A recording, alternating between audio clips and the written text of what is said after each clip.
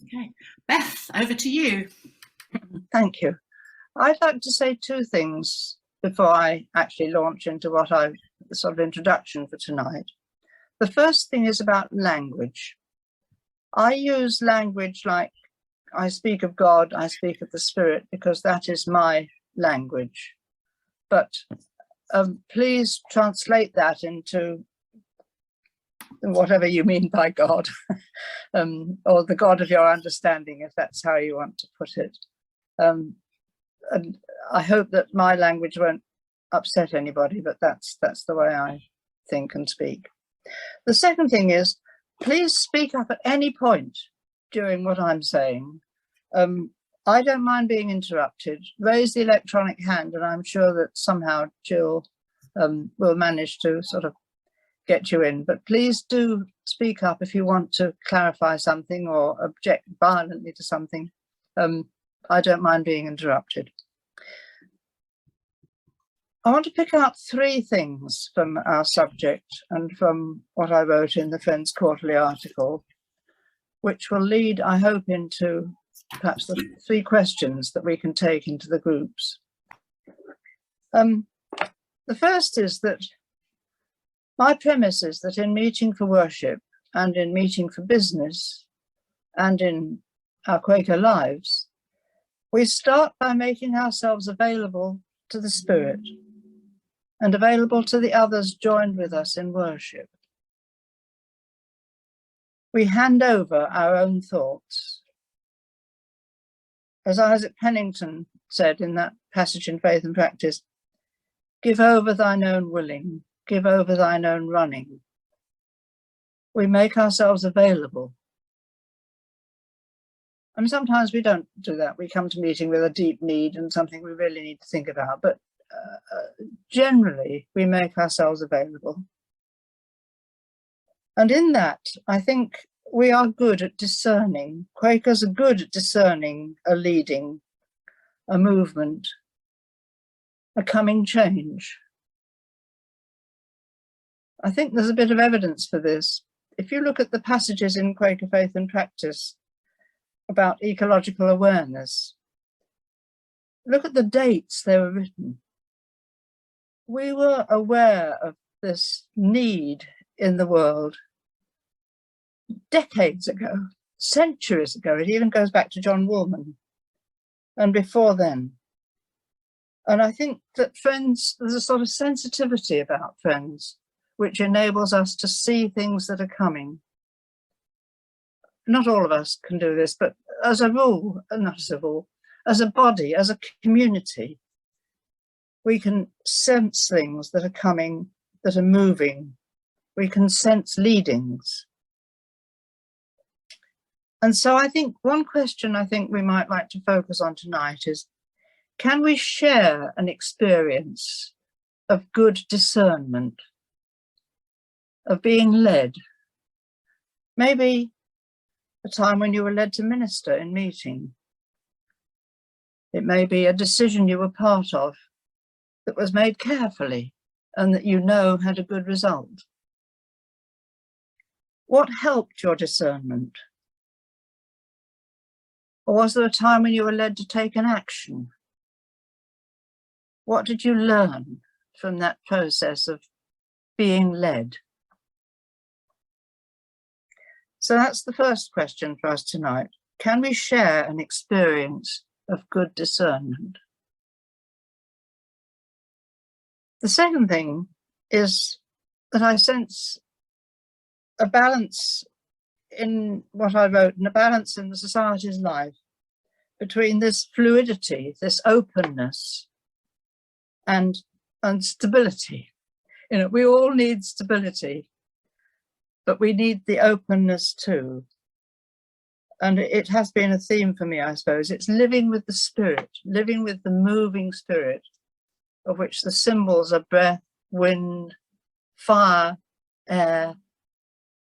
But underneath that is the ground of love that they're all based on. And we have our advice, the exciting advice to live adventurously. But there's the risk of throwing out the baby with the bathwater. if we're making a big change, what are we actually going to lose as well? So I think perhaps the second question for discernment is, how do we know when change is good? And how do we know when it's too much? When it's just a novelty, sort of following what the media are telling us is important, rather than what the Spirit's telling us is important. The Quaker theory is that God, the Spirit, is ultimately the only stable thing that we can rely on. We can't rely on buildings, structures, people, but that's a terribly risky thing to say we rely only on God. Is it too much? So amid this fluidity and the balance between fluidity and stability, how do we know when change is good? And the third thing, which I think might be helpful for us to think about, is our experience, which we have 350 years of living with the Spirit in the community. The Spirit in biblical thinking, theological thinking, is about the fellowship, the community, the group of people whom we live with, whom we worship with. And within that community, forgiveness is an important element, which we don't talk about among friends. Forgiveness means change. It means moving on. It means giving up anger, resentment, an old unhelpful attitude. And I'm reminded of the Mennonite advice. The Mennonites, one of the other peace churches, the advice to keep short accounts. Keep short accounts with people and with God.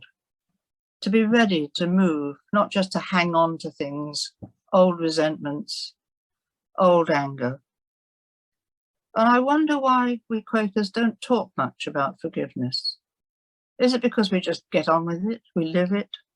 I don't know. I'd really love to know what you think about this. So we're going to have a time of open discussion now, but I think it will be really interesting, and in the small groups we might focus on, can we share an experience of good discernment? How do we know when change is good? Why don't we talk about forgiveness and moving on very much? On. Olivia, over to you. Well, yeah, I guess now the floor is open for a bit of discussion with all of us together. Totally appreciate you may want a bit of time to reflect in smaller groups, which we will do in a minute. But if anyone does have any initial thoughts they wanted to share on any of those questions, if anything is particularly speaking to them, as I say, they are in the chat space. So just to say them again, question 1 from Beth is, can we share experience of good discernment? Question 2 is, how do we know when change is good? And question 3, why don't Quakers talk much about forgiveness? If you've got anything you'd like to share kind of with the wider group at the moment, maybe pop your hand up and we'll kind of check, make sure we're looking for you, and feel free to speak.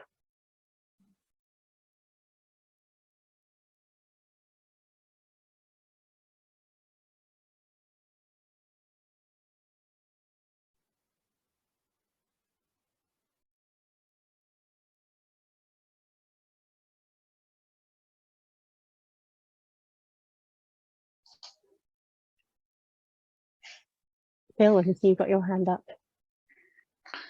Yeah, it's just a question through when change is good. I just think possibly we only know when change is good when something has actually changed. Just a point, just a point.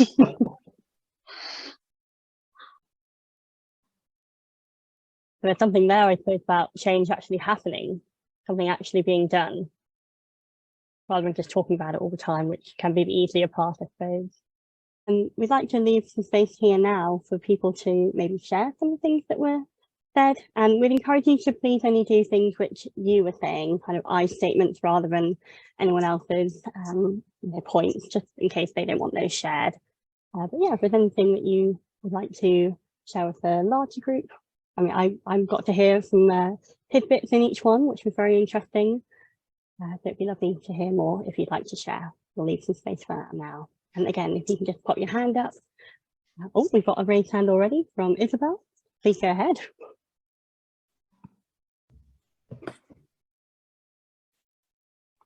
Isabel, I think you're on mute there.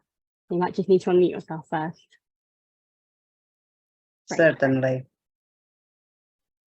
As a group, we haven't touched the forgiveness. And from my side, is a very delicate topic, which for me, in my experience, is very poorly and misleading the way people are, in my experience, we talk or has been talked in my life, what is forgiveness. Forgiveness is, in my experience, far different process from what the society as a whole says that it is. I'd say that is an organic process, it's not brain process. And often to say forgive is another kind of psychological mutilation. Is inflicting a harm over other harm. And it's very painful to, in my experience, to come to develop oneself to the point of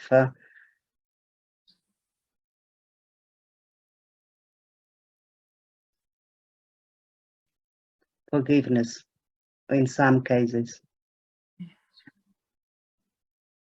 It's hard.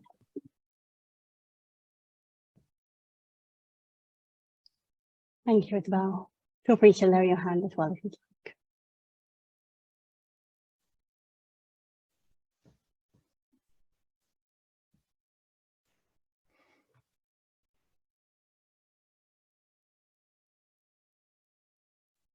like. Bill, is that a raised hand from you?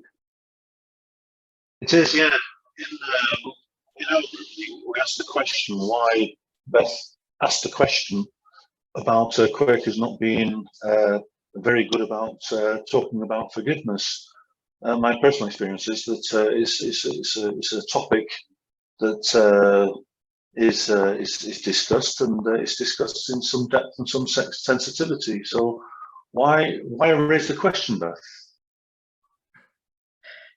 Because I just don't hear Quakers speak about it ever. Is it because it's too churchy a word, too religious a word, with bad associations?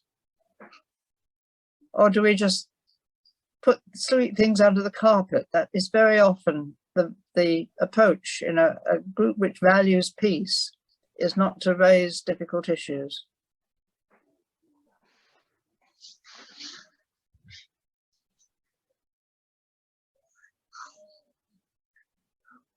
And sometimes we have to. I mean, my classic thing in this is Mary Lou Levitt's thing in Quaker Faith and Practice, where she talks about naming the issue, recognizing it, bringing it out into the open, facing it, and then looking at it together. I mean, it's a brilliant piece of analysis, actually, and it's in Quaker Faith and Practice. And I think we need to look at it more. I remember my own meeting once, there was an issue which was swept under the carpet for many years, and eventually we faced up to it and it helped us. But it was the newer members of the meeting who said, why don't you look at this? Why do we keep avoiding this issue? It was the newer members of the meeting that said, we've got to look at this issue. I get it now, Beth. I get it when you asked the question. I understand why you asked the question now. Thecla, I think you've got your hand up, and I've got Cherry have a hand up too, but we'll go Thecla first. The problem I have is with the word forgiveness. The process, the substance is essential.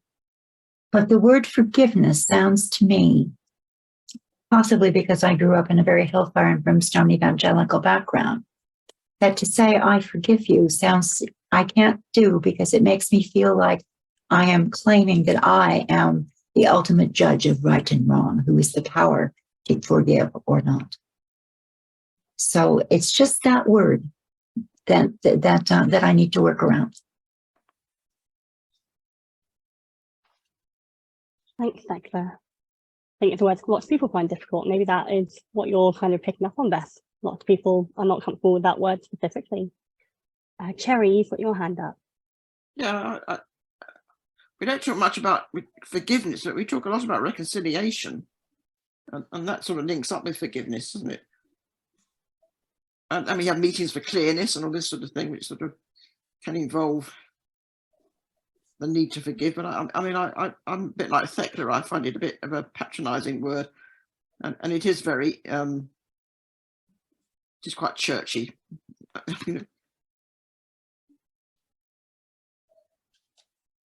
And also, not to forgive can also harm the person who is not forgiving, not just the person given. Yeah. Yes.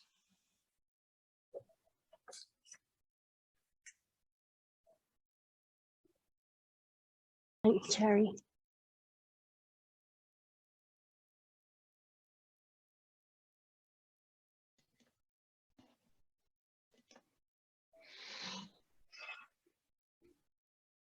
I think Penny has her hand up. I just think of forgiveness as letting go and setting free. It's like you're setting free yourself from the grudge that you're holding, and it clears the air and you can move forward together.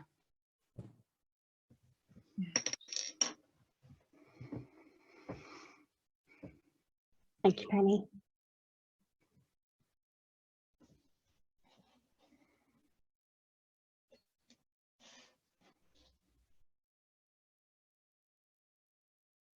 The Mary Lou Levitt paragraph is 2071, and the whole text has been put in the chat space, but you can look it up at 2071.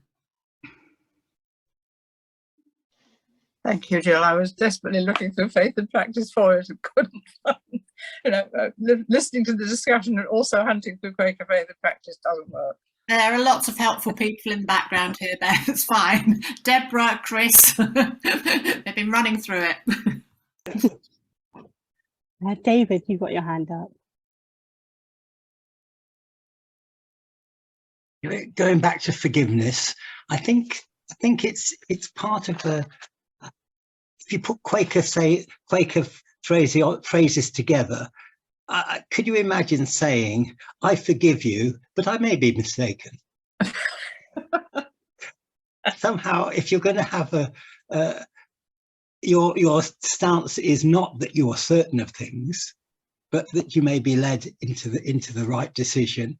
You don't think in terms of forgiveness, because it's somehow, it seems to me, it's not something we're charged with doing. I think the idea of it being a process that you go through, but not one that you can control. And to forgive somebody seems a very controlling thing, and even more to controlling to demand forgiveness. Yes. Yes. So some people do. Yes. It's a process. Thank you. Thanks, David. Oh, we've got a hand up from Martin.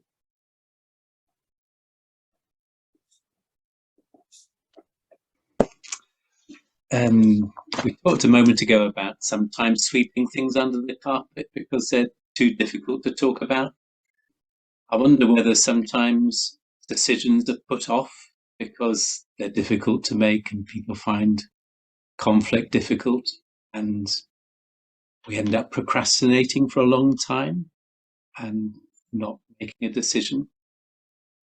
I'm relatively new to Quakerism, That may reflect my impatience, coming from a different background where we're not so good at waiting.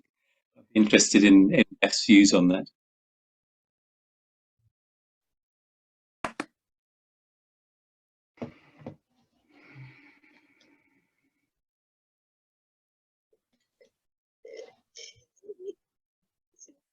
I don't know if you noticed, but I did say earlier on, when we had this issue in my meeting, it was the newer Quakers who made us face it.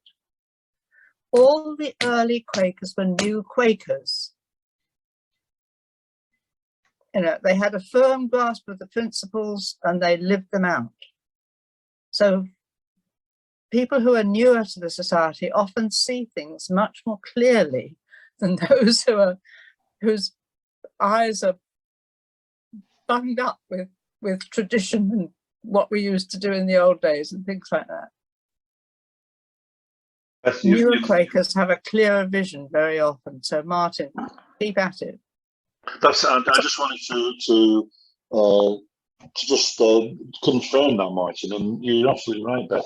It's the new guys coming in that look at things through very polarized. You know, we don't know the background. We just look at things that are right to the very front, and we say, well, why is it like that? You know, why can you not do this? Why can you not do that? So yeah, you're absolutely right there, Martin. It's the new guys coming in. We're all new. We're all new at some point. So it's I think, and maybe this leads on to your second question there, Beth, about change. You know, there's you know, new guys coming into new friends coming in, then of course we see things the way they are, and some things that we just can't understand, and we ask for these things to be changed. And as you know, my particular thing is online. All my worship has been online, or most of my worship has been online, and in some ways this is a challenge, I think, to the established order. Some people feel very uncomfortable with it, and so it's a change. It's a change.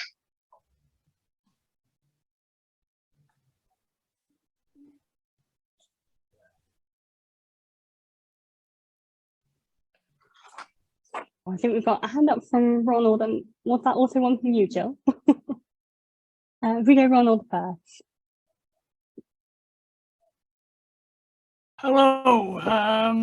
I've been involved one way or another with the Quakers since I was at the Quaker school in Lancaster, and this is where I want to bring in this business of change.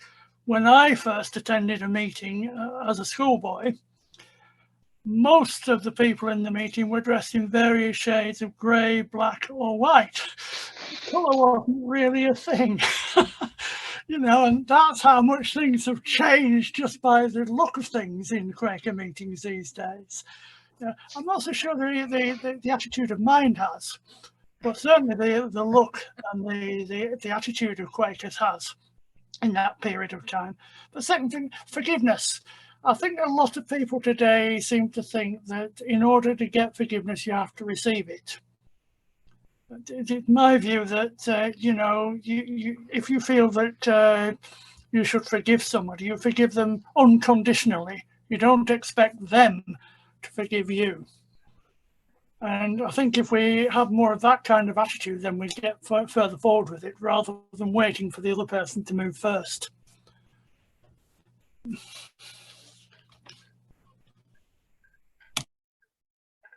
Thank you, Ronald. Jill.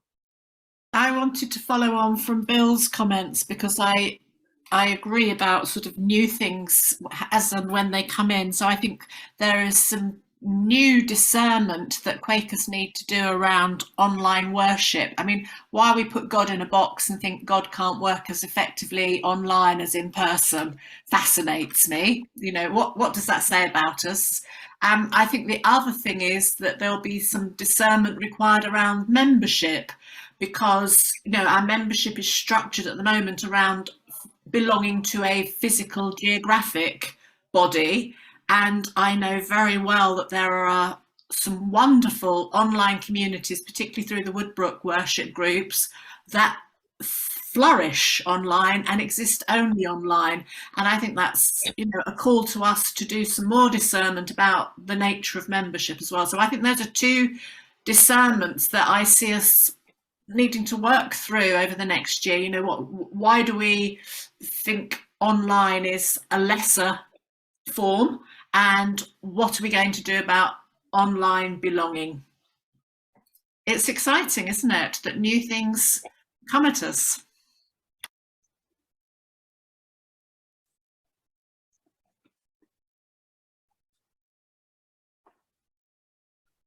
Thecla, you've got your hand up.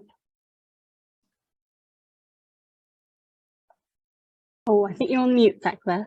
Maybe just double check your settings. Sorry, I'm also extremely interested and quite involved with the online question and the non-geographical question. And I was really, really excited to be having a conversation the other day with the current General Secretary of FWCC, PNG, and exploring this and possibly developing some online methods, you know, some methods of online affiliation worship is now very much on the FWCC agenda.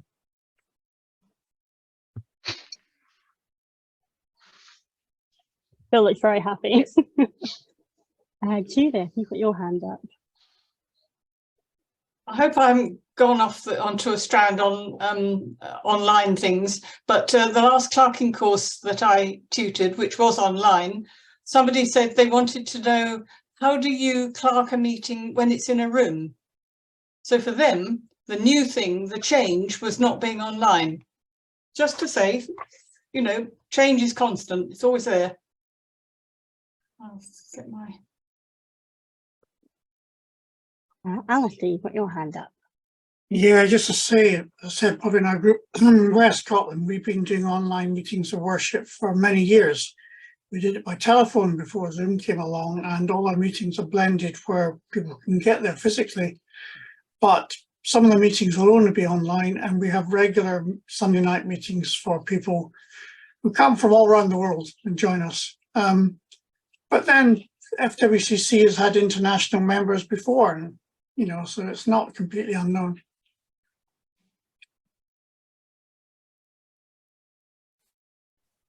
Maybe all these new things aren't as new as we think then. I'm conscious that we are getting pretty close to 8 o'clock now. So I think, do we have time for maybe one more if anyone's got any last minute thoughts? But then I think we're going to a bit of quiet. So 30 seconds for anyone else. Say something. I do actually want to say, I think among all this change, what are the essentials that we need to hang on to? You know, what actually makes it really, makes our lives, our worship really spirit-led and really in the Quaker, I was going to say in the Quaker tradition, is that too old-fashioned? But you know, what is the continuity? What do we have to keep? I think it's some link with whatever is beyond, however we name that.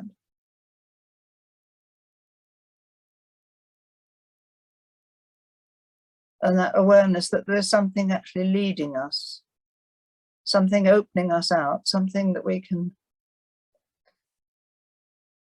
rely on, actually. And that's what I hang on to. Yeah, Beth saying there that we have to decide what we want to hang on to. What are the core traditions? That is why we are Quakers. That's what takes us forward.